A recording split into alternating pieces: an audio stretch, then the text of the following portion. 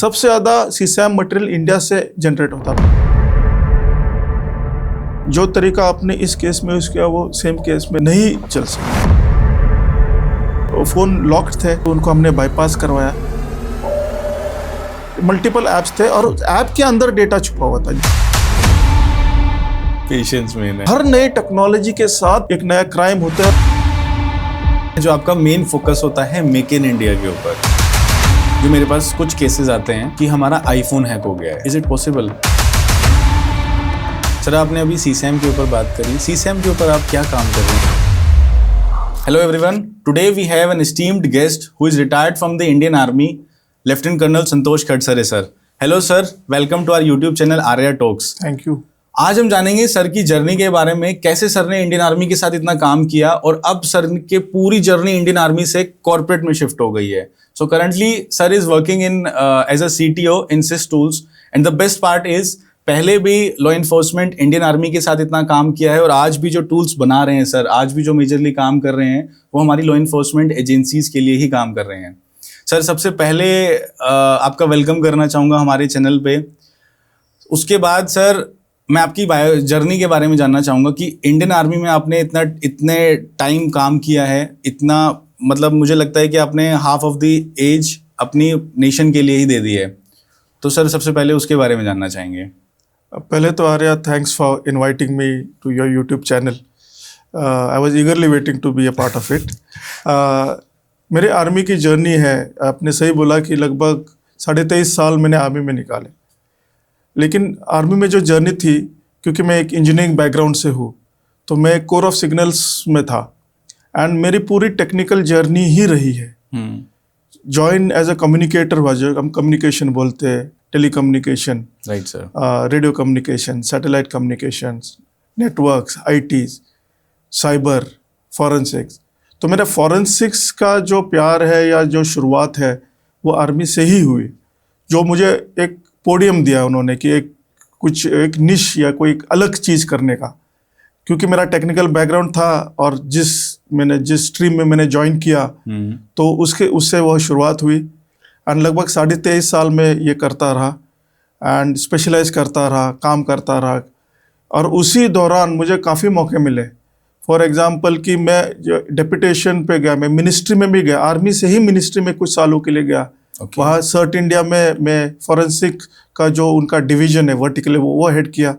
तो जितना भी एक्सपोजर मिलता गया एक पर्टिकुलर स्ट्रीम में मिलता गया और उसी के वजह से वो एक्सपर्टाइज बिल्ड होती गई। लेकिन जब 23.5 साल बाद मैंने डिसाइड किया कि मैं अभी सेकेंड इनिंग्स खेलना चाहता हूँ। इसलिए खेलना चाहता हूँ क्योंकि जो भी मैंने प्रॉब्लम्स देखे अंदर रह के with in the government, whether वो मिनिस्ट्री में हो या आर्मी में हो, हम वहाँ पे काम एक लिमिट तक कर सकते हैं। मीन्स या बिकॉज उस तरह का ही काम हो सकता है, उससे ज़्यादा नहीं हो सकता। लेकिन अगर आपको कुछ अलग करना है, कुछ और करना है, तो आपको एक स्पेस, फ्रीडम चाहिए और वो मुझे कॉर्पोरेट से ही मिल सकती थी। तो इसलिए जैसे कि मुझे अपना खुद के प्रोडक्ट्स बनाने थे, मेक इन इंडिया प्रोडक्ट्स बनाने थे। क्यों बनाने थे? क्योंकि जो हम काम करते थे पहले गवर्नमेंट में, तो मैक्सिमम टूल्स अभी भी है ना बाहर से आते हैं और गवर्नमेंट का इतना पैसा उस पर खर्च होता है। वो देख के मुझे लगता था कि हम क्यों ना अपने भी टूल्स बनाएं, कोशिश कर ले एटलीस्ट। तो वो मैं अंदर बैठ के तो कर नहीं सकता था, तो उसके लिए तो बाहर आना ही है। सेकेंडली जो एक इकोसिस्टम बनाना था मुझे, बिकॉज ये जो फील्ड है बहुत कम लोग बात करते थे 20 साल पहले। हार्डली इसमें 2-4 लोग ही थे और इस फील्ड को इंडिया में ऊपर लाने के लिए, बच्चों को मोटिवेट करने के लिए कि आप इसको ज्वाइन करो एंड एक मेंटरशिप की ज़रूरत थी। तो मैं सोचता था कि इतने एक्सपीरियंस के बाद अगर मैं अपना एक्सपीरियंस यूज़ नहीं करूँगा टू बिल्ड ए इकोसिस्टम, तो फिर मैं जस्टिस नहीं कर रहा हूँ। जो आपकी जर्नी सुन के सर एक दिमाग में लाइन आई है कि आपने प्रूव कर दिया कि इंडियन आर्मी वाला कभी खाली नहीं बैठता। हाँ, नहीं, वो तो बिल्कुल सही है। वो हमें means it's in our blood, हमारे खून में ही है। हमारा बोलते हैं 24/7 365 × 20 यानी 20 साल मीन्स पूरे 1 साल और 20 साल जब तक हम रिटायर ना होते, 20 साल के आगे भी काम करते हैं जी। बट आई एम टेकिंग एक 20 साल एज अ बेंचमार्क लाइन। वो 24/7 हम जॉब पे रहते थे, और अभी भी हम whenever called we are at the service, and जाना भी पड़ेगा अगर बुलाएंगे तो। आर्मी है, हाँ बिल्कुल, नेशन है हमारा। सो वो पहले से इनग्रेन करते हैं कि आदमी कैसे फ्लेक्सिबल रहे। ये आर्मी के कुछ क्वालिटीज होते हैं जो एक बंदे में, या एक स्टूडेंट या बच्चा जब होता है, जब वो जाता है, specially in any cadre, whether JCO जवान हो या ऑफिसर कैडर हो, उसमें जब जाता है तो कुछ क्वालिटीज होनी चाहिए तभी वो सिलेक्ट होता है। तो इसलिए वो उसको बोलते हैं कि ऑल्दो बाकी जो स्ट्रीम्स ऑफ प्रोफेशन है इससे अच्छे जो लोग जाना चाहते हैं, बट आर्मी को इसलिए ज़्यादा रिस्पेक्ट, ज़्यादा टफ भी बोलते हैं कि सिलेक्ट होना इसलिए ये होता है उधर। Yes sir. सो सर, आपने किस एज में आर्मी ज्वाइन करी थी? वैसे मैंने इंजीनियरिंग कंप्लीट होने के बाद ज्वाइन की थी। लोग 12वीं के बाद ज्वाइन होते आफ्टर 12th, बट मैं engineering complete as a technical graduate join हुआ। मैं 24 साल का था जब मैंने आर्मी ज्वाइन की थी। उस टाइम पे ये चीज़ क्लियर थी कि आपको साइबर फोरेंसिक्स में ही जाना है? उस नहीं, उस टाइम आपका मेजर गोल ये होगा ना कि आपको आर्मी ज्वाइन करनी है? बिल्कुल, उस टाइम तो फोरेंसिक्स नाम की चीज थी नहीं। उस टाइम सिंस मेरा टेक्निकल बैकग्राउंड था तो बाय डिफॉल्ट, जैसे मैं बोला कि कम्युनिकेशन, टेलीकॉम, तब एक्सचेंजेस होते थे, टेलीफोन एक्सचेंज रन करते थे, सैटेलाइट रेडियो कम्युनिकेशन, आईटी थी, कंप्यूटर्स थे, आइसोलेटेड कंप्यूटर्स जो 386, अब आपने शायद कि बच्चों ने सुना भी नहीं होगा ये कंप्यूटर। जब हमने कंप्यूटर्स देखे तो उसमें अभी आपकी जो क्या बोलते हैं 120 MB की उसकी मेमोरी होती थी।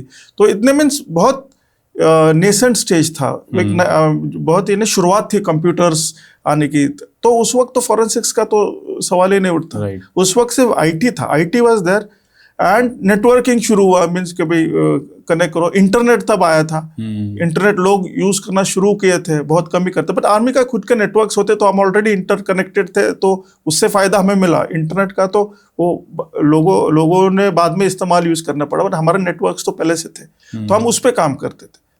अब जब भी हम लोग दिमाग में एक क्वेश्चन मतलब सुनते हैं आर्मी, तो एक क्वेश्चन आता है, सर बॉर्डर पे पोस्टिंग हुई है आपकी? बिल्कुल, ऐसे तो हो ही नहीं सकता कि अगर आपने आर्मी में हो और बॉर्डर में ना हो। आर्मी में एक बहुत अच्छी बात है कि हर 2 साल बाद आपकी पोस्टिंग होती है। तो 2 साल आप शायद पीस में काटो, पीस यानी कि पीस स्टेशन, जैसे दिल्ली है, लखनऊ है, मेरठ है, पुणे है, और 2 साल उसके बाद एक टेन्योर आपको फील्ड का करना पड़ता है, कंपलसरी है वो। ओके। हो सकता है कि 2 फील्ड भी करे, 4 साल आप बॉर्डर पे और 2 साल हो, डिपेंड, बट वो इट इज़ अ मैंडेटरी। तो अगर कोई बोलता है कि मैंने 20 साल सर्विस किया, तो आप लेके चले कि 10 साल वो बॉर्डर पे ही रहा है। बॉर्डर या एक्सट्रीम कंडीशंस में या कॉन्फ्लिक्ट जोन्स में, जैसे कॉन्फ्लिक्ट जोन का कहने का मतलब है कि क्या इधर नॉर्थ ईस्ट बोलते हैं हम, या फिर कश्मीर बोलते हैं, तो वहाँ उन्होंने 100% उन्होंने वहाँ का टेन्योर किया ही होगा। सर मैं जानना चाहूँगा कि आपकी कौन कौन से बॉर्डर पोस्टिंग हुई है? चलो, मेरी शुरुआत हुई थी, मेरी पहली पोस्टिंग थी आसाम में डिंजन करके एक जगह है, वहाँ थी। लेकिन वो तो फिर भी मीन्स क्या बोलते हैं बॉर्डर पे नहीं, वहाँ से आगे लगभग एक लोहितपुर करके जगह है, वहाँ था मैं। फिर नेक्स्ट बॉर्डर पोस्टिंग हुई थी कि जब ये पार्लियामेंट अटैक हुआ इंडिया में, तब मैं राजस्थान बॉर्डर पे था, सभी डिप्लॉयड थे तब, तो मैं सभी बॉर्डर पे थे, तो वहाँ था। फिर कश्मीर, श्रीनगर में रहा हो तो Srinagar, Jammu, it's very close to the border. So ये तो 3 सेक्टर है, एक डेजर्ट्स है, एक नॉर्थ है और नॉर्थ ईस्ट है, तो तीनों जगह नौकरी तो हुई है। तो वैसे एक्सपीरियंस कैसा रहा आपका? देखो, एक्सपीरियंस तो जब आप एक यूनिफॉर्म पहनते हैं ना, तो वो अलग ही जोश होता है, ठीक है। और एक्सपीरियंस तो बाहर वाले लोगों को लगता है कि जैसे आपने पूछा कैसे, हमारे लिए तो वो डे टू डे था, हमारे लिए तो वो जिंदगी ही थी। तो इट इज एक्सपीरियंसेस की अनफॉरगेटेबल। अभी जैसे कि मैं बाहर हूँ, इस तरफ हूँ, means I have retired from the army, अभी 4 साल हो गए लगभग। तो यू स्टिल मेमोराइज द कि क्या हुआ था, कैसे, हर एक इंसिडेंट याद रहता है। अच्छा। और वो जो बोलते हैं ना कि आर्मी में लाइफ जो आप लोग मीन्स या जो सिविलियंस देखते हैं, जो हमारे भाई यहाँ पे, वो सिर्फ पीस टाइम लाइफ देखते हैं, और मूवीज में शायद वो बॉर्डर वाली लाइफ देखते हैं, but it's much tougher. But इससे अच्छी लाइफ में अगर दोबारा जिंदगी मिले तो यही लाइफ चूज करेंगे हम तो। आर्मी वाली? यस बिल्कुल, बिकॉज इससे अच्छी जिंदगी हो ही नहीं सकती। और इससे अच्छा जो आप एक कॉज के लिए काम करते हो, अपने देश के लिए काम कर रहे हो, अपने स्किल के साथ, जो भी है मेरा, जैसे मैं एक इंजीनियर था तो मैं आर्मी में गया, बट मैं कॉज था कि मैं अपने देश के लिए काम कर रहा हूँ। वो पेट्रियटिज्म जो बोलते हैं ना, वो अंदर जाने के बाद पता चलता है कि भाई ये हम कर सकते हैं। एंड जब आप किसी एक इंसिडेंट का या किसी एक अच्छे कॉज का विद इन द आर्मी एक हिस्सा बनते हो, जैसे मैं बोला कि ऑप पराक्रम जिसे हम बोलते, जब पार्लियामेंट अटैक हुआ था हम बॉर्डर, तो we are so feel proud, मैं प्राउडली बोलता कि मैं भी उस वक्त बॉर्डर पे था, या I was a part of the whole ecosystem which was fighting for that particular incident. तो बहुत अच्छा लगता है। अभी भी जैसे मैं बात कर रहा हूँ, I am feeling very proud कि मैं था उस वक्त। ऐसे बहुत सारे लोग थे और बहुत सारे यू कैन से इंसिडेंट्स थे, यू कैन नेवर फॉरगेट। तो ये अच्छी चीज होती है। मैं जो बेसिकली आपसे इंडियन आर्मी के रिगार्डिंग आपसे क्वेश्चंस पूछ रहा हूँ, वो इसका मेन रीजन ये है कि हमारी ऑलमोस्ट ऑडियंस आपको जानती है साइबर फोरेंसिक एक्सपर्ट के नाम से। तो मैं ये चाहता था कि उनके सामने आपकी इंडियन आर्मी वाली जर्नी भी आए। ओके, सो जैसे कि मैंने बोला कि मैं एक टेक्निकल ग्रेजुएट था और मैं ऑलरेडी आईटी कम्युनिकेशन में था। सो व्हाट हैपेंड, एक आई थिंक इन अराउंड 2002 की बात है ये।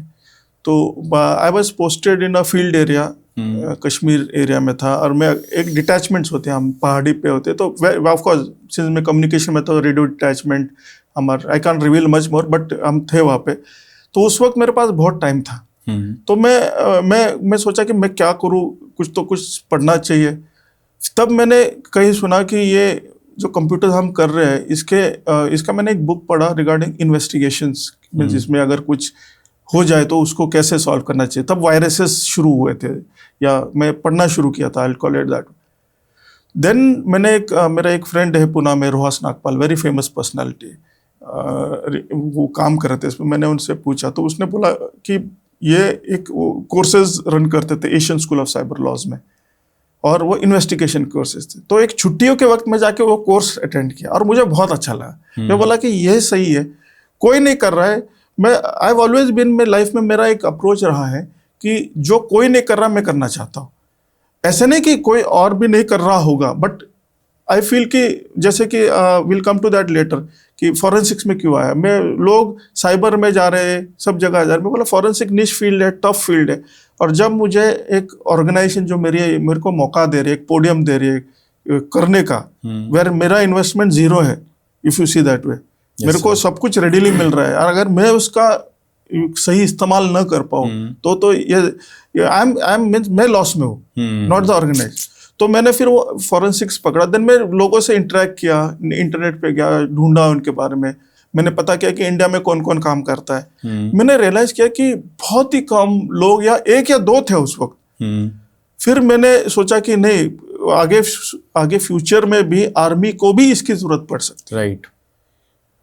तो फिर then I started this subject में कोर्सेज किया, पढ़ने लग गया, एंड देन खुद भी केसेस करने लग गया, मीन सेल्फ केसेस, ऐसे नहीं कि कहीं के। और इस तरह शुरुआत हुई। फिर क्या हुआ, देन बिकॉज ये मैं करता रहा विद इन आर्मी, पहले पता चला कि ये एक अफसर है कि जो फॉरेंसिक्स नाम की कुछ कर रहा है। फिर मेरे को उन्होंने पोस्टिंग दिलवा दी MCT, military college of telecommunication engineering, जहाँ पढ़ाया जाता है। अच्छा। तो वहाँ जाके मुझे मौका मिलते मैंने फॉरेंसिक एज अ सब्जेक्ट शुरू किया। मैंने बोला ये चीज़ बहुत ज़रूरी है, और मैं पहला था पढ़ाने भी, मैं पहला शुरू कर दिया। तो जितने भी कोर्सेज आते थे मैं उनको फॉरेंसिक्स पढ़ाता था। फिर वो कोर्स का जैसे कोर्सेज बनते गए, पढ़ाते गए, तो मीन्स एटलीस्ट मैं प्राउडली कह सकता हूँ कि कम से कम 2 से 2,500 ऑफिसर्स को मैंने फॉरेंसिक्स पढ़ाया आर्मी में रहते हुए as a course, proper structured course जिसे हम बोलते हैं। फिर वो आता है, and as luck would have it, या जैसे ही टेक्नोलॉजी बढ़ती गई, आर्मी को भी जरूरत पड़ी, तो आर्मी के फॉरेंसिक्स लैब खुलने लगे। तो दे फाउंड कि और कौन नहीं, तो they found me that he is the right person who can be in that lab. तो मुझे वो आर्मी लैब हेड करने का फिर मौका मिला। 4.5 साल मैंने वो लैब हेड की, which proudly, and very few people, और आई विल से कि not many have this opportunity to do it. जब वहाँ मैंने किया, तो अगेन जब जहाँ पे भी करिकुलम्स फॉरेंसिक्स के बारे में इन्वेस्टिगेशन ये करने हैं, तो मुझे बुलाया जाता था। जैसे आर्मी में लोगों को पता चला तो मेरे एक मेंटर थे, एक दिन कॉन्फ्रेंस में मुझे मिले डॉक्टर गुलशन राय जी। सर मेरे को बोला आप क्या कर रहे हो? मैं बोला सर मैं आर्मी में। वो बोलता पता है तुम फॉरेंसिक कर रहे हो तो मिनिस्ट्री में आ जाओ। तो उन्होंने मुझे गाइड किया और बोला कि आज देन उस तरह means of course process follow किया हमने। एंड देन फिर मैं मिनिस्ट्री में गया उनके कहने पर, फिर वहाँ पे सर्ट इंडिया की लैब हेड की। सो इस तरह से एक्सपोजर मिलता गया, काम होता गया। मुझे इतना सपोर्ट मिला सब पूरे इकोसिस्टम से, और सपोर्ट तभी मिलता है जब आप इंटरेस्टेड हो पहली बार। तो फिर मैंने वेदर कोई भी ऐसी एजेंसी नहीं है जिनके साथ मैंने काम नहीं किया ऐसा, वेदर NIA है, CBI है, बिकॉज उनके केसेस आते थे सर्ट इंडिया में तो मैं करता था। यू नेम एजेंसी और सबके साथ काम किया। सर उनके कुछ केसेस डिस्कस करना प्लीज, अगर कॉन्फिडेंशियल ना हो तो। नहीं, I can't discuss this cases confidential, but I can tell you of a case जो कि ओपन मीडिया में ऑलरेडी है, मीन्स सबको पता है, means everyone of us knows and it's there on the Google. वैसे मेरे करियर में विद इन आर्मी और ये मिला के कम से कम मैंने 700 से 800 केसेस जो नेशनल सिक्योरिटी के रिलेटेड है वो कर रखे हैं। मीन्स इन्वेस्टिगेट कर रखे। मैं जब बोलता हूँ मेरी टीम होती है, फॉरेंसिक होता है, लैब होता है, राइट, हम लीड करते but we are just guided and of course we are doing also, but पूरी टीम का एफर्ट होता है। एक केस का जिक्र जैसे आपने बोला मैं करना चाहूँगा। I am very proudly again, जैसे मैं पहले शुरुआत में कहा कि हर चीज़ में प्राइड होता है, तो मैं प्राउडली कहता हूँ कि me and my team were part of investigation of Pulwama जो अटैक हुआ था, CRPF कॉन्वॉय, जहाँ पे हमारे 40 CRPF के जवान शहीद हुए थे जी। तो उस केस का वो जो केस आया था इन्वेस्टिगेशन फॉरेंसिक केस, वो मेरे और मेरी टीम ने किया था। अच्छा। और उसके बेसिस पे काफ़ी सारे रेवलेशंस हुए, बाकी सब मीडिया में है, उसके किताबें लिखी गई उस पर। So this is one of the case, वो हर टाइम मेरे साथ रहेगा। एंड फॉर दैट मेरे को NIA का कमेंडेशन कार्ड भी मिला। वेरी रेयरली है कि एक आर्मी का बंदा मिनिस्ट्री में काम कर रहा है और उसको अप्रिसिएशन NIA से मिल रहा है। So this was really a proud moment, and proud moment also for us कि हम कुछ कर सके फॉर द कंट्री, बिकॉज वो केस इतना सेंसिटिव भी था, है भी अभी फॉर दैट मैटर, बिकॉज वो उसका जो अभी तक क्या बोलते हैं कोर्ट्स में उनका चल रहा है या they have not closed it. I am not aware of that fact, but मैं अभी भी आई कंसिडर कि भाई वो कि still sensitive, but we able to pinpoint कि वो अटैक कैसे हुआ, किसने किया, कौन कौन इन्वॉल्व था, बाहर से लोग आए थे, किस रूट से आए थे, क्या क्या सपोर्ट उनको मिला, मीन्स सब कुछ ऑडियो से लेके वीडियो से लेके सभी हम फॉरेंसिक तरीके से एक्सट्रैक्ट करके हम प्रूव कर सके। अच्छा। इससे अच्छा मीन्स जो सेटिस्फैक्शन है वो किसी भी प्रोफेशन के इंडिविजुअल को नहीं मिल सकता। कि मैं प्राउडली कहता हूँ कि I was the part of, I led that CERT India team which did this investigation. वैसे बहुत सारे केसेस है आर्मी में के भी है, बट as you know कि due to sensitivity आप शेयर नहीं कर सकते, we cannot share। राइट। कोई सर आपकी लाइफ का सबसे बड़ा केस, आई एम सेइंग कि डिफिकल्ट केस जिसमें टाइम लगा हो काफी, आप भले उसको मतलब डीपली कॉन्फिडेंशियलिटी की उसके शेयर ना करो, पर ऊपर ऊपर से आप बता सकते हो कि हाँ कोई एक बड़ा केस था जिसमें बहुत डिफिकल्टीज आई थी। देखो डिफिकल्टीज तो हर केस नया केस होता है फॉरेंसिक्स में। जो तरीका आपने इस केस में यूज किया वो सेम केस में नहीं चल सकता, राइट। बिकॉज देखो I will give you example, technology change होती रहती है। आज आपने अपडेट किया अपना मोबाइल तो एक नया वर्जन आपके मोबाइल में आ गया, तो एक नई लेवल की सिक्योरिटी आ गई। तो मे बी एक दिन पहले जब वो वर्जन नहीं था, मीन्स वो अपडेटेड मोबाइल नहीं था, it was easier for a forensic guy to get hold of it. जैसे कि हैकर कर सकता है वैसे फॉरेंसिक गाय भी कर सकता है, because you are doing the same, you are trying to exploit the vulnerability and get it. But एक case again I will mention about a case without mentioning कि कहाँ का केस है। मेरे पास लगभग you can say 30-40 mobiles investigations कराए थे मेरे टीम के लिए। एंड यू नो मोबाइल को क्रैक करना या उस पर इन्वेस्टिगेट करना काफ़ी डिफ़िकल्ट है। मैं हर टाइम लोगों को यही कहता हूँ जो इस फील्ड में आना चाहते हैं कि भाई फॉरेंसिक्स ऐसी फील्ड है जहाँ तो पेशेंस की ज़रूरत बहुत है। पेशेंट नहीं, पेशेंस, थोड़ा शांति सब्र से काम करना पड़ता है। सेकेंडली ये कि फॉरेंसिक्स में लोग जब केसेस देखते हैं वो सक्सेस स्टोरीज देखते हैं सिर्फ, क्योंकि अगर कोई केस का रिजल्ट आ गया तो हाँ ये फॉरेंसिक्स ने किया, बट फेलियर्स कभी डिस्कस नहीं होते। राइट। एंड सबसे ज्यादा फेलियर्स होते हैं फॉरेंसिक्स में। मेरे हिसाब से वैसे कोई फिगर नहीं है, बट मोर देन, मैं ऐसे figure 75% time you are not able to succeed in doing what you want to do, okay, and 25% you may succeed. ये तो ऐसा रैंडम फिगर दिया है, but maximum you have tough times. तो ऐसे ही केसेस जब 30-40 फोन्स आए थे and we were suppose to open those phones, we didn't have any access to the phone, यानी किसी ने पासवर्ड नहीं दिया था, as per the loss cooperate करना था, पर वो अलग केस था, इसलिए it was in the damage condition, phone टूटा हुआ था, चालू नहीं हो रहा था, ऐसे मीन्स काफी फोन्स थे। तो in that case what we did is firstly वो फोन को हमने रिक्रिएट किया, जैसे कि डैमेज स्क्रीन को रिप्लेस किया ताकि टच स्क्रीन हो जाए विदाउट फॉरेंसिक्स में और एक चीज की जरूरत होती है कि इंटीग्रिटी या टेम्परिंग द डेटा, बिल्कुल सही बात, वो नहीं हो सकता, अदरवाइज वो केस खत्म हो जाए। राइट। जहाँ इंटीग्रिटी खत्म, केस खत्म। सो वो रखते हुए हम केस कैसे सॉल्व करें, that is the main thing. तो वो हमने शुरू किया, जैसे हमने शुरू कर पाए उसको, फिर वो इनक्रिप्टेड डेटा था, तो वो या फोन लॉक था फर्स्ट, तो फोन लॉक बाईपास किया। अब लॉक बाईपास फॉरेंसिक्स में और एक चीज है, एक तो बंदे की स्किल, ट्रेनिंग, एक्सपीरियंस, टूल्स और टेक्नोलॉजी, ये सब का हाथ में हाथ मिला के काम करना, तभी वो सक्सेस आता है। अगर इफ आपके पास जितना भी बढ़िया टूल हो, बट अगर बंदे को या द इंडिविजुअल या जो एनालिस्ट जो काम कर रहा है, अगर उसको पता नहीं कि उसको यूज कैसे करना है, और जहां वो रुक जाता है वहां से आगे वो टेक ओवर कैसे करेगा, केस कभी सॉल्व नहीं हो सकता।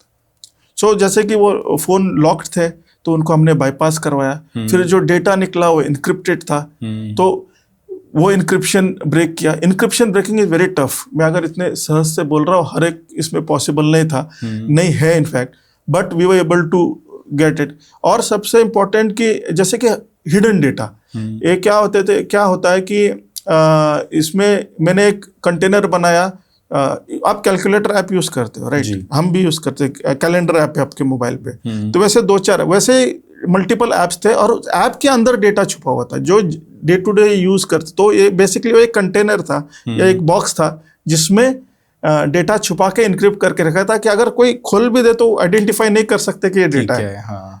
तो ये ऐसे केसेस किए, तो it took a lot of time. And forensics का ये भी एक इशू है। अच्छा, वो आपने यूज किया कि कितना, आपने बहुत इंपॉर्टेंट चीज बोली, कितना टाइम लगा। फॉरेंसिक्स में टाइम तो लगता है फॉर वर्क ऑल्सो, बट वो टेबल तक आने तक भी टाइम लगता है, बिकॉज इतने सारे केसेस आते हैं लैब्स में कि पेंडेंसी जिसे हम बोलते हैं, वो 6-6 महीने 1-1 साल की पेंडेंसी है। yes, but I not talk about the pendency, वो तो है, वो इशू एक एड्रेस करना है, मीन्स अपने नेशनल लेवल पे भी और ग्लोबल लेवल पे भी। बट वो जब केस हमने किया, it took around 4 to 5 months हमें लगे अच्छा करने में। क्योंकि वो मैंने बोला कि बहुत सारी चीजें, और वो ओवरनाइट नहीं होती। सर, ये चीज़ तो मैं पर्सनली खुद भी फेस कर रहा हूँ। हम लोकल पुलिस के साथ काम करते हैं, तो हमारा जब फोन्स जाते हैं एफएसएल के पास, तो पेंडेंसी वहाँ पे बहुत सारी रहती ही है। बिल्कुल। आपसे बात करके बहुत सारे क्वेश्चंस आते जा रहे हैं दिमाग में। फर्स्ट क्वेश्चन इज, सर आपने फेलियर्स के बारे में बात करी, फेलियर्स फॉरेंसिक्स में क्यों आते हैं? देखो, फेलियर फॉरेंसिक्स में इसलिए आते हैं कि पहले तो आपका इंटेंट और जब मतलब पैशन और पेशेंस, जब तक आप चाहते हो कि ये केस सॉल्व करना है ना, आप 100 तरीके ढूंढ सकते हो उसको। राइट। अगर मैं चाहूँ कि मैं मीन्स अगर मेरा सच्ची इंटेंट है, तो मैं आइडेंटिफाई करूंगा कि मेरे को टूल्स कौन से यूज करने हैं, मेरे को अप्रोच कैसे यूज करना है, मुझे क्या क्या लगेगा, मुझे क्या पढ़ना पड़ेगा। आज के डेट में अगर मैं कोई केस करता हूँ, मैं अभी कॉर्पोरेट में हूँ, तो कॉर्पोरेट तो I still study, because technology has evolve होती रहती है। अगर मेरे पास एक मोबाइल फोन आया, फॉर एग्जांपल आज के दिन में फोन आया, एक आईफोन आ गया, तो in that case I will still study उसका मेक, वर्जन, चिपसेट, एवरीथिंग। पहले हाथ लगाने से पहले मैं उस पर स्टडी करूंगा, रिसर्च करूंगा। सेकेंडली, इसके डिसएडवांटेजेस है कि भाई, अभी एक एग्जांपल, एक केस, चलो हमारा डिस्कशन चल रहा, तो एक केस आया, तो वो फोन ऑन कंडीशन में था, तो कुछ देर बाद मेरा जो एनालिस्ट आके मेरे को बोलता है, सर ये ना बंद हो गया, लॉक हो गया। तो क्योंकि जैसे एग्जांपल बायोमेट्रिक्स है उसमें, तो 4 बार गलत चेहरा देखा और फोन आप ब्लॉक हो गया। ब्लॉक हो गया। अगर ये छोटी छोटी चीजें हैं फॉर एग्जांपल, तो you have to study the case, you have to have the proper tools, you have to have proper knowledge. यहाँ पे सुपरफिशियल नॉलेज नहीं चलता, आपको in depth knowledge bit level पे रॉ डेटा पे काम करना आना चाहिए, तभी एक फॉरेंसिक एनालिस्ट। मैक्सिमम लोग, नथिंग बैड, बट मैक्सिमम लोग जो है they know how to use the tools, but जहाँ पे मैनुअल वर्क करने की जरूरत पड़ती है वहाँ पे वो रुक जाते हैं। And that's where the failures come, कि हम नहीं केस कर पाएंगे। कैसे नहीं कर पाएंगे? You have to know it, you have to do it. ऐसे कि ऑफकोर्स 1 2 3 4 तरीके के बाद भी आप फेल हो सकते हो। एक तो आपके पास प्रॉपर टूल्स होने चाहिए, प्रॉपर स्किल सेट होना चाहिए, टेक्नोलॉजी होनी चाहिए, एंड एक तो इंटेंट जैसे बोला, और पेशेंस होना चाहिए। पेशेंस तो सबसे पहले लगाओ, पेशेंस में। तो इसलिए मैं जब बच्चों को भी पढ़ाता हूँ या किसी को मिलता है, आपको मैं इसी बोलता हूँ, एक passion and patient and mentorship and internship, ये 2 लफ्ज मेरे हर टाइम सबके लिए कॉमन रहते हैं। आप अगर ये करोगे तो इस फील्ड के लिए आप सही हो। आपकी नजरों में से साइबर फोरेंसिक्स का क्या फ्यूचर है?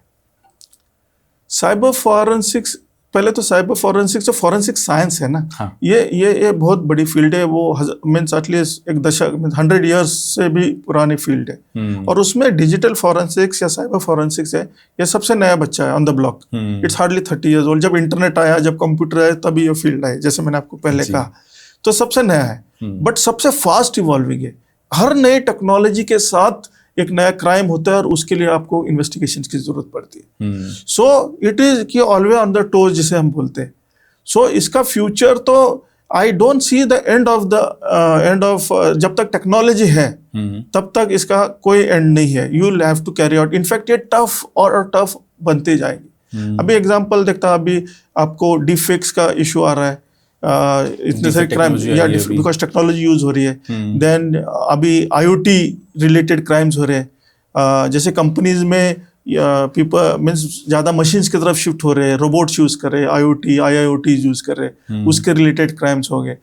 तो बहुत सारे केसेस बढ़ेंगे। जैसे जो भी टेक्नोलॉजी आएगी उसके साथ उसका डिसएडवांटेज तो आएगा। I know you will ask this question, but उससे पहले बताया कि आप आर्टिफिशियल इंटेलिजेंस की बात करते हैं। जब हम फॉरेंसिक डोमेन में बात करते हैं कि यार इट्स अ बून, यानी ये अच्छी चीज़ें आई है, बिल्कुल अच्छी चीज़। हर टूल में फॉरेंसिक्स है, AI है, तब हम उसको यूज करके we can solve cases related to CSAM, cases related to other activities. So हर tool has that AI component. But हमारे लिए AI एक प्रॉब्लम भी है। तो for forensics AI is a problem also and AI is a solution also. Problem किस तरह से, AI से डिफेक्ट्स बना हुआ है, तो उसी को हमें सॉल्व करना है। तो जो प्रॉब्लम क्रिएटर है वही आपको सोल्यूशन भी दे रहा है। तो it depends on how use. तो इसका फ्यूचर तो बहुत ही ब्राइट है, from career point of view for students, from product manufacturers like us who are in the industry. We have to keep on finding solution, and हर time will be still behind only, will be less. और जरूरत पड़ेगी, means ये होगा जितना भी करोगे आप उसके हम कमी रह जाएंगे। द रीजन इज टेक्नोलॉजी तो इवॉल्व होती रहेगी and we'll have to fight those crime. Students point of view से साइबर फोरेंसिक्स का क्या गाइड करना चाहोगे आप? पहले मैं बताऊं, 10 साल पहले तक ना कोई फोरेंसिक्स करना नहीं चाहता था, या उनको पता नहीं था। यूनिवर्सिटीज नहीं थे, अभी यूनिवर्सिटीज आ गए, करिकुलम्स बन गए। अभी बच्चे इसको एज अ करियर ऑप्शन देखते हैं, and as one of the top most career option within the cyber domain देखते हैं। Right sir. The reason is कि इसमें तो फर्स्ट तो एक चैलेंजेस है, सेकेंडली कि इसमें प्रोस्पेक्ट्स भी है, career prospect growing, monetary wise भी अच्छा है, very good field to be in. But बच्चों का ऐसा है कि व्हेन जो एकेडेमिया से आते हैं, इंस्टीट्यूशन से आते हैं, और जो लाइफ केसेस में काम करते हैं, वो 2 अलग चीज़ें। एक थियोरी और प्रैक्टिकल जिसे हम बोलते हैं। जब वो एक्चुअली तो जो पढ़ के आते हैं वो थियोरी होती है, तब तक टेक्नोलॉजी चेंज होती है, और जब आते हैं केसेस में वो पढ़ते हैं, तब तक वो they are dealing a different case. So वो जो गैप है ना, उनको जल्दी बिल्ड या ब्रिज करना पड़ेगा। तो इसलिए मैं ये कहता हूँ कि आप 3rd ईयर 4th ईयर में इंजीनियरिंग कर रहे हो, या कहीं पे BSc कंप्यूटर्स कर रहे हो, जो भी फील्ड कर रहे हो, तो उस वक्त आप इंटर्नशिप्स करो, इंडस्ट्री के साथ करो, गवर्नमेंट के साथ करो, तब आपको पता चलता है कि कौन से क्या चल रहा है, कौन से केस, किस टाइप ऑफ केसेस आ रहे हैं, किस टाइप ऑफ टूल्स है, कैसे अप्रोचेस लिए जाते हैं। तो उनको मैं रिकमेंड करता हूँ कि आप किसी को मेंटर को ढूंढो जो आपको गाइड कर सके।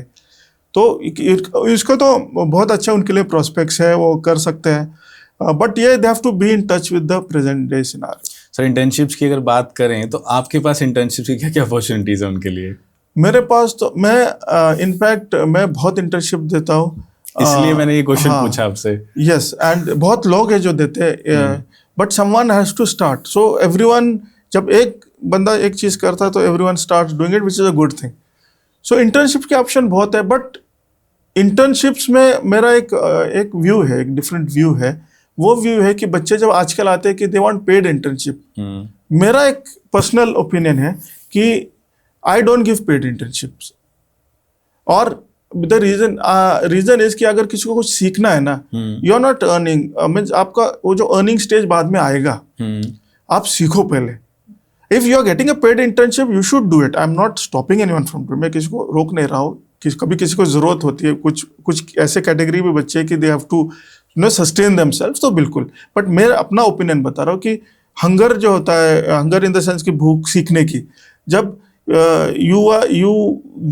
you should go to a person who will teach you rather than who will pay you. Pay तो बाद में भी आ सकता। तो internship is more about learning, and internship की opportunities है। and let me tell you कि forensics में भी बहुत सारे job roles हैं। उसके लिए आप internship जिस तरह के आपके क्वालिफिकेशन है उस तरह के आप इंटर्नशिप के लिए जाना चाहिए।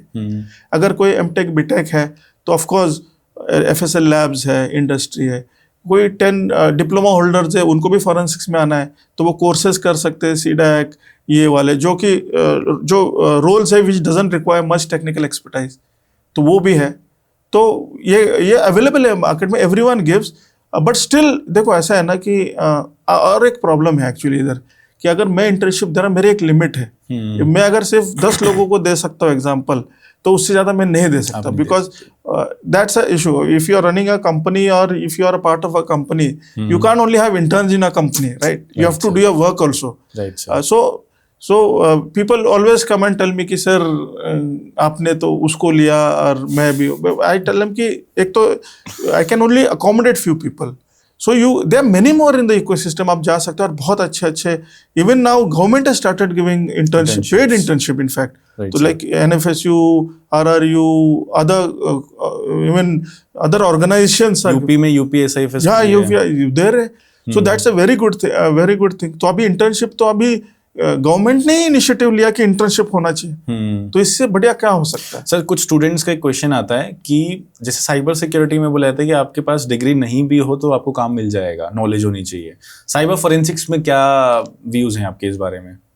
देखो, अब तक जब तक साइबर फोरेंसिक्स एक निश फील्ड है, बहुत स्पेशलाइज फील्ड है, उसमें नॉलेज चाहिए ही चाहिए। You have to have technical background. मैंने जब आपको कहा कि अगर आपका टूल रुक जाता है वहाँ आप शुरू हो जाते हो, तो कैसे करोगे आप? आपको अगर बेसिक नॉलेज नहीं, file structure, operating system, networking, IT, तो पहले तो आपको पहले केसेस ऐसे होते थे कि मेरे साथ भी हुआ है, मेरे साथ में मेरे टीम के साथ भी हुआ है कि हम गए सीजर के लिए, सब कुछ ले आए, बोलते कि सर CPU का डब्बा नहीं है।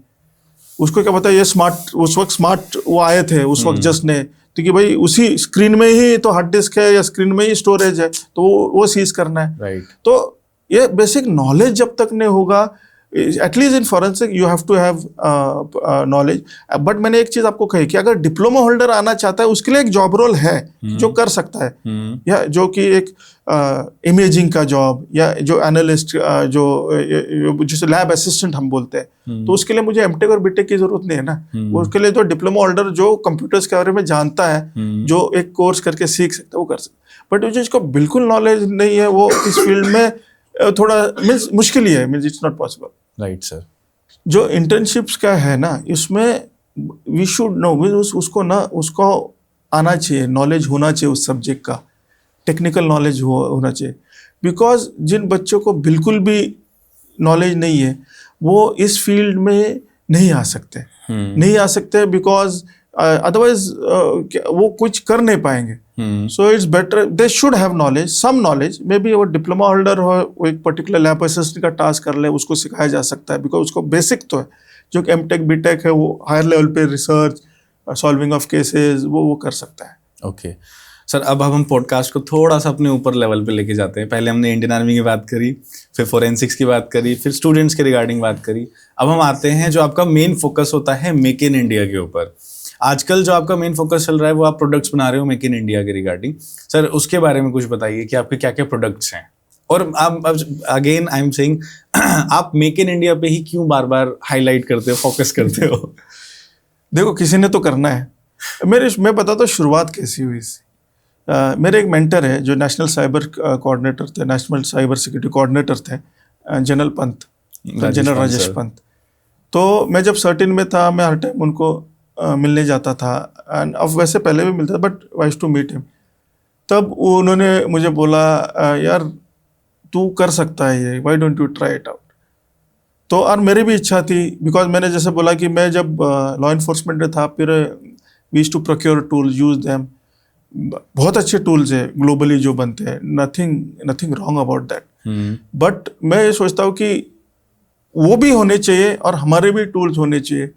द रीज़न इज़ कि एक लैब का एक फॉरेंसिक का कंसेप्ट क्या है पता है, कि आपका जो एविडेंस है ना, वो कोई भी टूल यूज़ करके वो एविडेंस, अगर एनालिसिस टूल है तो एविडेंस मुझे किसी भी टूल से डिराइव करने आना चाहिए, बिकॉज वो एग्जिस्ट करता है, राइट?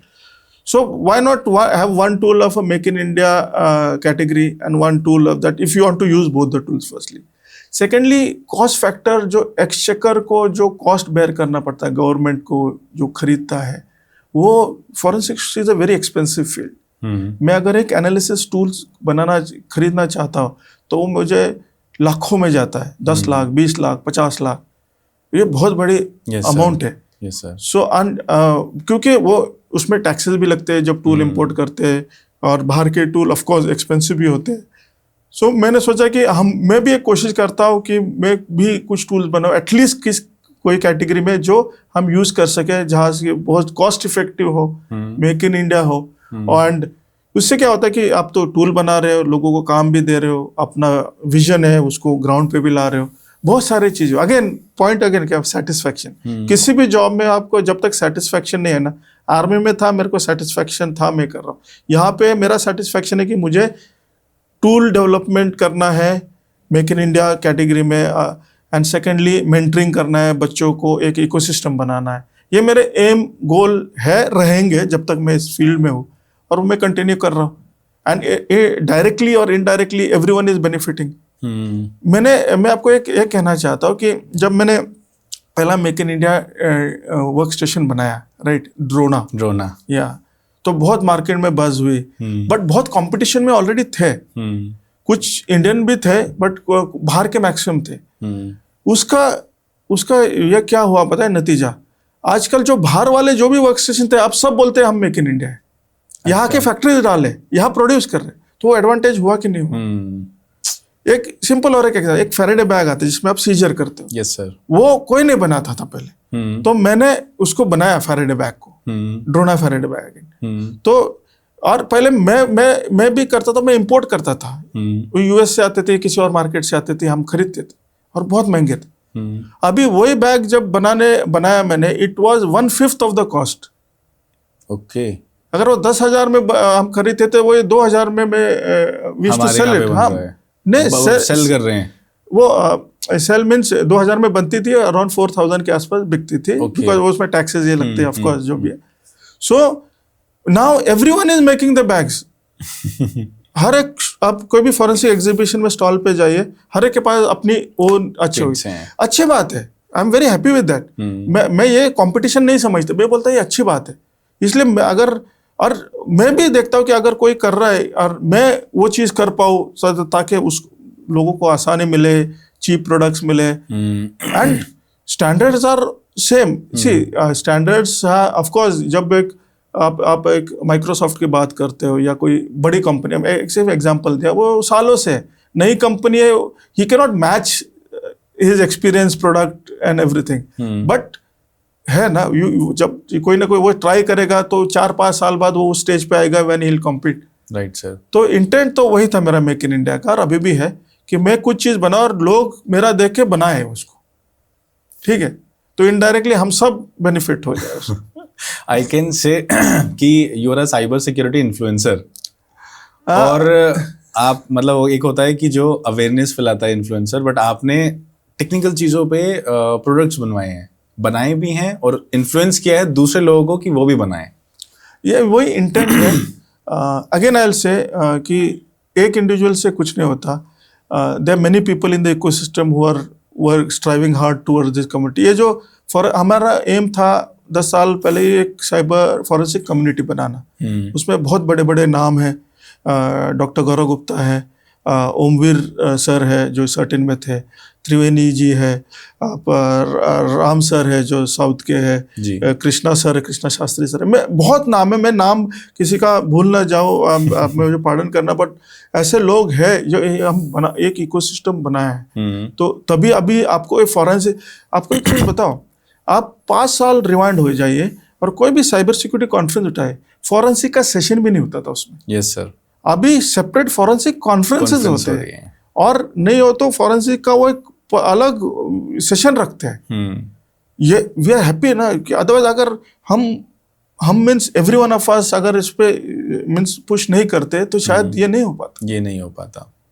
अभी बच्चे आके बोलते कि सर मुझे फॉरेंसिक्स में किया बट जॉब नहीं मिल रहा है, for example, that's a job मिलना चाहिए, that's a, but at least I'm happy that I have been able to get people to this field।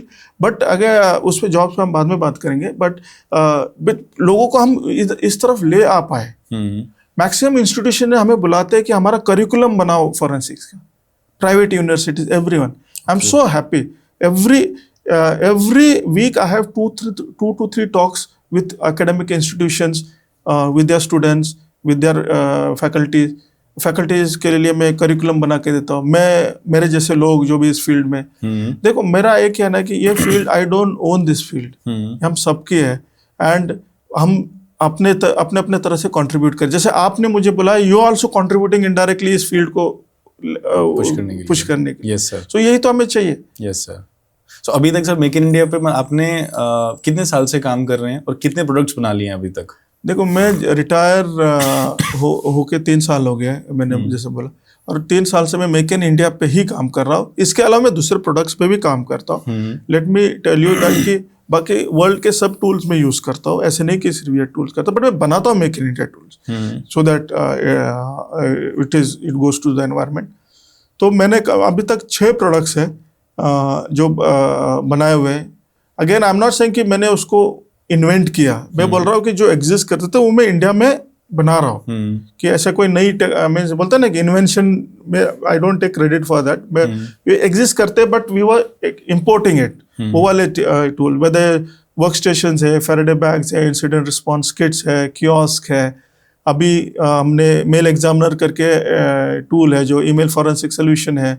अभी we are shifting towards making tool related to child sexual abuse material, CSAM जिसे हम बोलते हैं, but वो बनाया नहीं है। वो अभी सिर्फ ये हार्डवेयर के जो टूल्स बताए और मेल एग्जामिनर और अदर डेटा रिकॉर्ड, जिस कंपनी में मैं अभी हूँ सिस टूल्स में, we work on data record. हमारा focus, it's make in India company. और मेरा एक इंटेंट भी था, आपने बोला कि आप फौज से, आर्मी से कॉपरेट किए, कि I got offers from big multinationals, but मैं वेरी क्लियर था, मैं एक इंडियन कंपनी ही ज्वाइन करूंगा। सो आप देखोगे, आपको पता है, विदाउट टेकिंग नेम, मैं इंडियन कंपनी ही ज्वाइन किया। ऐसे नहीं कि I didn't want to work with them, but मेरा नथिंग इज रॉन्ग। जो मेरे लिए रॉन्ग है या राइट है वो शायद आपके लिए रिवर्स होगा, बट मैंने सोचा था कि मैं अगर ज्वाइन करूंगा, एक इंडियन कंपनी ज्वाइन करूंगा, मैं मेक इन इंडिया प्रोडक्ट बनाऊंगा, मैं बच्चों को मेंटर करूंगा, लोगों को फॉरेंसिक की तरफ मीन्स लेके आने की कोशिश करूंगा, सबके साथ मिलके अगेन। इसलिए हम, जैसे कि IFIP कॉन्फ्रेंस है, इतने सक्सेसफुल कॉन्फ्रेंस अभी जस्ट हुई है कंक्लूड। नहीं तो इवन US की कॉन्फ्रेंस है, आप इमेजिन करो, they have come to India, पहले किसी और कंट्री में नहीं होती। IFIP सिर्फ अब हम इंडिया में करवा रहे हैं। It's specially for digital forensics 11.9। Doctor Gaurav Gupta, Saumitra, IIT Jodhpur की है। तो देखो कितना इम्पोर्टेंस इस फील्ड के लिए आ रहा है। जी सर। सर आपने अभी CSAM के ऊपर बात करी, CSAM के ऊपर आप क्या काम कर रहे हैं वैसे? ओके, आपने ये क्वेश्चन लिंक्ड है टू योर प्रीवियस क्वेश्चन। आप मेक इन इंडिया प्रोडक्ट्स बना रहे हो और CSAM। Yes sir. मैंने ये रियलाइज किया ना, मेरा हर टाइम ओपिनियन रहा है कि मैं कुछ करो और फिर दूसरी जगह जाओ। मैं लोगों को बोलता भी हूँ कि एक चेयर और एक पोजीशन पे या एक व्यू पे आप मैं ज़्यादा देर रह नहीं सकते वो, तो is better as a senior person आप एक व्यू दो, एक प्रोडक्ट बनाओ and look for a new thing जो लोग नहीं कर रहे। आई रियलाइज कि अभी इंडिया में they are no CSAM products, और even if they are not that much matured, और या still people are working, it's in a very nascent stage, यानी अर्ली स्टेज पे। टूल्स बाहर है, बिल्कुल है, और जैसे मैं बोला हम उसको भी यूज करते हैं, बट आई फेल्ट कि वी शुड, ये जो सीसैम रिलेटेड इशू है, जो बच्चों का means child sexual abuse material, जो पोर्नोग्राफिक मटेरियल बच्चों का, जो इसका मीडिया हो गया, अलग अलग चैनल्स पे, डार्क वेब्स पे होता है, उसके इन्वेस्टिगेशंस के लिए लॉ एनफोर्समेंट को सबसे ज़्यादा ज़रूरत है। सबसे ज़्यादा सीसैम मटेरियल इंडिया से जनरेट होता है, आपको पता है। तो उसके लिए हमें इंडिजिनियस टूल चाहिए, या टूल्स है वो भी यूज़ करेंगे और हम भी यूज़। तो मैंने सोचा, सिंस मैं एक ऐसे कंपनी में है जो डेटा रिलेटेड प्रोडक्ट्स बनाती है, तो मेरे पास फाउंडेशन तो है। As a tool in starting मेरे को फाउंडेशन मिलता जाता है, मैं सिर्फ उस पर बिल्ड करता हूँ। yes, sir. तो मेरे पास और फॉरेंसिक्स टूल्स भी है जो मैं बना रहा हूँ, जैसे मेल एग्जामिनर है, डेटा रिकवरी टूल्स है, डेटा वाइपिंग टूल्स है। तो उसमें अगर मैं एक फ्लेवर ही बोलूंगा उसको, कि अगर एक सीसैम का जो कि लॉ एनफोर्समेंट के लिए काम आए, तो व्हाई नॉट, बिकॉज वो सबसे इंपॉर्टेंट चीज है, and most vulnerable are the children the society. और उससे जो इम्पैक्ट होता है वो बहुत वेरी खतरनाक इम्पैक्ट मैं बोलूँगा, एंड सुसाइडल इम्पैक्ट भी है उसके। तो मैं वो सोसाइटी का इशू और फॉरेंसिक्स को मैं अपने डोमेन में मर्ज करना चाह रहा हूँ अभी। सो ये मेरा नया गोल मैंने अभी एक पकड़ लिया कि I will make forensic tool with CSAM included to solve the issue of. Sir CSAM बहुत सेंसिटिव डोमेन है जितना मैंने अभी तक देखा है, सीसैम पे ही क्यों टारगेट करा आपने? नहीं, सीसैम पे देयर मेनी इश्यूज। अब एक इंडिविजुअल एक ही पे टारगेट कर सकता है ना। मैं ऐसे बहुत लोग अलग अलग इश्यूज पे कर रहे हो। किसी ने शुरुआत करनी है, I always say someone has to start. Yes sir. So why not me? और मैं जिसमें अच्छा हूँ मैं वही स्टार्ट करूंगा ना। अब बाकी भी बहुत इश्यू है, बट मैं I am not expert in that, और I don't have knowledge of that. तो इससे अच्छा मैं चुप बैठूं, उन चीजों पे सिर्फ सुनूं, जिसमें मैं अच्छा हो उस पे काम करूं। अदरवाइज किसी का फायदा नहीं होगा, ना मेरा होगा, ना जो चीज मैं करना चाह रहा हूँ उसका होगा, ना सोसाइटी का होगा, ना इंडस्ट्री का होगा। तो मैंने बोला ना, मेरे पास मैं डेटा रिकवरी का सब है, सब आई कैन डू थिंग्स, तो उसमें मैं बिल्ड कर रहा हूँ। और एक का बैंडविड्थ होती है ना, एक आदमी कुछ ही चीजें कर सकता है, एंड एक टच कर रहे हैं जितना हो सकता है। Perfect sir, perfect. I would like to raise some case studies जो मेरे पास आती हैं, मोस्टली जो केसेस आते हैं। अब उसमें कितनी मिथ हैं और क्या क्या चीज़ें हैं, क्योंकि इसमें कुछ ऐसे नेटिजन्स भी हैं जो इस टाइप की डिफ़िकल्टीज फेस करते हैं आजकल इंटरनेट पे। सो फर्स्ट थिंग इज़, जो मेरे पास कुछ केसेस आते हैं कि हमारा आईफोन हैक हो गया है। Is it possible? Yes, everything is possible. ये हैक हो सकता है। सी, when you ask is it possible, there's always a yes and a no, but yes is also there ना। yes sir। अभी आपने केस स्टडी के वो इसलिए पूछा होगा जिसने भी पूछा, जैसे Pegasus was there, तो वो आईफोन को तो it was able to। सो मेरे पास, मैं आपको कुछ बताता हूँ केस के बारे में। सो मेरे पास अभी एक केस आया था कि दो बिजनेसमैन थे, इनके आपस में क्लैश हुआ, एंड दैट गर्ल के दिमाग में ये चीज़ बैठ गई थी कि उनका किसी ने आईफोन हैक कर रखा है। आगे की कहानी वैसे मैं बताऊंगा। मैंने उसमें जितने मेरी लेवल ऑफ नॉलेज थी, मैंने उसमें कुछ चीज़ें एनालाइज करी। सो इसमें कुछ लॉ का पार्ट भी आता है। सो कुछ जो बेसिक चीज़ें होती हैं, बेसिक जो बोलते हैं ना, आईफोन के अंदर उनकी कैरेक्टर्स होते हैं, उनको यूज़ करके वो बेसिक चीज़ें ले रखी थी उसने। फॉर एग्जांपल मेल का एक्सेस ले रखा था, उसके थ्रू वो लोकेशन ट्रैक करता था, चीज़ें ट्रैक करता था। तो अगर ये चीज़ें देखी जाती हैं तो हम लॉ के अकॉर्डिंग उसमें क्या कर सकते हैं? देखो, लॉ का ऐसा है कि आईटी एक्ट और जो नया लॉ आया है, इसके हिसाब से इफ द विक्टिम और the accused is in India and the device is being used, he falls under that gambit. तो बिल्कुल वो लॉ तो लागू पड़ेगा, बट अगर वो sound forensic techniques and as per the legal system of India, अगर उसको एफआईआर लॉन्च हुई है, वो कोई एफएसएल में गया है, प्रॉपर एक्सट्रैक्शन हुआ है, प्रॉपर रिपोर्ट बनी है और कोर्ट में गया है, तभी वो लीगल स्क्रूटनी स्टैंड करेगा। अदरवाइज वो लीगल स्क्रूटनी स्टैंड नहीं करेगा। और आपने वो पुराना हैकिंग आईफोन हैकिंग वाले क्वेश्चन पे पूछा, इट्स नॉट अबाउट आईफोन और एंड्रॉयड फोन और ब्लूबेरी फोन और BlackBerry phone whatever. So in that case it's see apps इतने होते हैं। सो अब ईमेल का बोला ना आपने, Yes, sir. मुझे हैक क्यों करना है? अगर मैं एक ईमेल फॉरवर्डर भी डाल सकूं आपके ईमेल पे, तो आप आईफोन से यूज करो या उसको एंड्रॉयड फोन से यूज करो या टैब या डेस्कटॉप से यूज करो। I am using on my iPhone my email, but फिर भी फॉरवर्ड होते जा रहा है। Right, so sir. It may be a low level hack but it's a hack, right. And apps compromise होते हैं। आप अगर एप्पल स्टोर से नहीं डाउनलोड करोगे या प्ले स्टोर जहाँ से, यार आप सिर्फ थर्ड पार्टी स्टोर से रूट करके डाउनलोड करोगे, तो you have already vulnerable applications on it. तो vulnerability तो हर लेवल पे होते हैं, Right, sir. तो it's very means anything is possible, you know, but it is only the difficulty level. In fact investigators को भी सेम ही है, मीन एनालिस्ट जो हम करते हैं वो डिफिकल्टी लेवल बढ़ते जाता है, but yes and human factor जो है वो ऑलवेज सबसे पहले आता है। अभी सर केस का डिस्कशन चल ही रहा था, तो एक क्वेश्चन हो रहा है स्टूडेंट पॉइंट ऑफ व्यू से। सो जो साइबर फोरेंसिक्स के अंदर स्टूडेंट स्टडी कर रहे हैं, लॉ कितना काम का है उनके लिए? बहुत ही इंपॉर्टेंट है।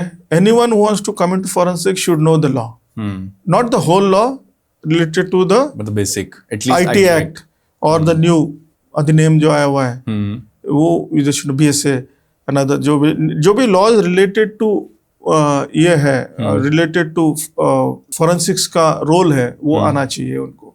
ओके, वो आना चाहिए यार। स्टैंडर्ड्स एक होते हैं, अलग अलग स्टैंडर्ड, NIST स्टैंडर्ड्स है जो फोरेंसिक रिलेटेड की, एविडेंस प्रिजर्वेशन स्टैंडर्ड्स है, वो सब ये ग्लोबल स्टैंडर्ड्स है, वो पता होने चाहिए उनको। ओके, साइबर फोरेंसिक्स में सर जॉब अपॉर्चुनिटीज क्या क्या हैं?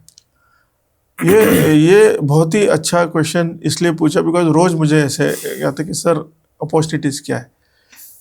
और एक होता है ना कि आप एक इंसान को देखते हो, जैसे फॉर एग्जाम्पल मेरा ले लो, मुझे देखते हो तो एवरीवन वांट्स कि सर गवर्नमेंट में कैसे आ सकते हैं, right.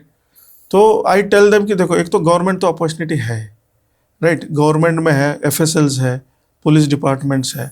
Again job role based है, mean if you want to take a particular job role, जिसे बोलते हैं कि हर एक के लिए काम है, ऐसे नहीं कि एनालिस्ट ने एक ही बंदा है। जी सर। सो एक तो गवर्नमेंट में तो है ही, उसके लिए प्रोसीजर्स है, उसके लिए निकलते हैं, एडवर्टाइजमेंट निकलते हैं। सेकंड है कि जो PSUs है उसमें ज़रूरत है फोरेंसिक्स की। थर्ड है एकेडमिक्स। मैं you will be surprised Arya कि मैं यूनिवर्सिटीज में जाता हूँ, वहाँ पढ़ाने के लिए, फोरेंसिक पढ़ाने के लिए टीचर्स नहीं है। अच्छा, तो वो भी तो एक प्रोफेशन है। See is not you have to only come into the government. Forensics means as a teachers है, फ्रीलांसर्स है, बहुत प्राइवेट लैब्स है, कंसल्टेंट्स है, कंसल्टिंग्स है। So you have in the government, judiciary है, लॉयर्स में देखो कितने साइबर लॉयर्स है। Yes sir. आप अभी पहले कोई जानता था यहाँ पवन दुग्गल, कर्णिका सेठ, प्रशांत माली, निशित सर है, फिर you have so many people. तो उन्होंने करियर किस में बनाया कि साइबर लॉ में है, बट फॉरेंसिक साइबर को उन्होंने अपना एक स्पेशलाइजेशन बनाया and they are getting known. So किसी भी प्रोफेशन में होकर आप उसको फॉरेंसिक्स या साइबर का स्पेशलाइजेशन कर सकते हो। Right sir. कॉर्पोरेट्स में बहुत है, every corporate has a IR team, incident response team बोलते हैं, और हर इंसिडेंट रिस्पॉन्स टीम में फॉरेंसिक की जरूरत होती है। नो वन, तो एवरी कॉर्पोरेट और एवरी हैज दिस। तो आप देखो कितने कॉर्पोरेट्स हैं हमारे पास, तो everywhere there is a scope. Right sir. अरे मैं एक और चीज आपको कहना चाह रहा हूँ कि इस डायरेक्शन में हमने इंडिया में भी इनिशिएटिव शुरू किए। साइबर पीस फाउंडेशन जो है, मेजर विनीत जो रन करते हैं, उनके साथ सिस्टूल ने टाई अप किया, हमने MOU साइन किया एज ए टेक्नोलॉजी पार्टनर कि हम प्रोडक्ट्स बनाए, ट्रेनिंग्स करें, लॉ इन्फोर्समेंट को ट्रेन करें इसी SAM के बारे में। तो we are working with cyber peace very extensively, how we can address this issue from capacity building to product making to awareness spreading. ये हम सब इनिशिएटिव कर रहे हैं। तो सर आपसे बात करके बहुत सारे पॉइंट्स को आपने हाईलाइट किया, बहुत सारी चीज़ें सीखने को मिली। आई होप हमारी ऑडियंस को बहुत कुछ सीखने को मिला होगा। I will catch you soon in future crime summit 2025। I will request कि सर एक थैंक यू नोट हमारे स्टूडेंट्स के लिए, बिकॉज हमारी जो ऑडियंस है उसमें मेजरली पार्ट जो है स्टूडेंट्स का है। हाँ ज़रूरी, वो तो बनता है। मैं सभी स्टूडेंट्स को दिल से थैंक यू कहना चाह रहा हूँ कि आपने इस फील्ड को सीरियसली भी लिया, इसको करियर ऑप्शन भी बना रहे हो, रिसर्च भी कर रहे हो, हमें सपोर्ट भी कर रहे हो, हमें ही नहीं पूरे देश को सपोर्ट कर रहे हो बाय डूइंग रिसर्च प्रोडक्ट्स में बनाने के जो हमारी कोशिश चल रही है, बिकॉज आपके बगैर ये पॉसिबल नहीं है। आप यंग माइंड्स हो, न्यू थॉट्स है, राइट। मैं जब भी अपने आप को इंट्रोड्यूस करता हूँ, मैं बोलता हूँ we are engineers of the last century. तो मैं ये कहना चाह रहा हूँ कि आपके बगैर ये फील्ड आगे नहीं बढ़ सकती। We need your collaboration, support, and of course we are there to mentor you, to support you. Go ahead, do a good job, all the best. Thank you so much sir for your precious time. आज हमने काफ़ी सारी चीज़ों पे, नई चीज़ों पे discuss किया, और हम इसका सेकंड पार्ट बहुत जल्दी लेके आएंगे, क्योंकि कमेंट सेक्शंस में बहुत सारे क्वेश्चंस आएंगे और मेरे भी क्वेश्चंस बहुत सारे रह चुके हैं। So thank you so much sir. Thank you See you very soon. Much.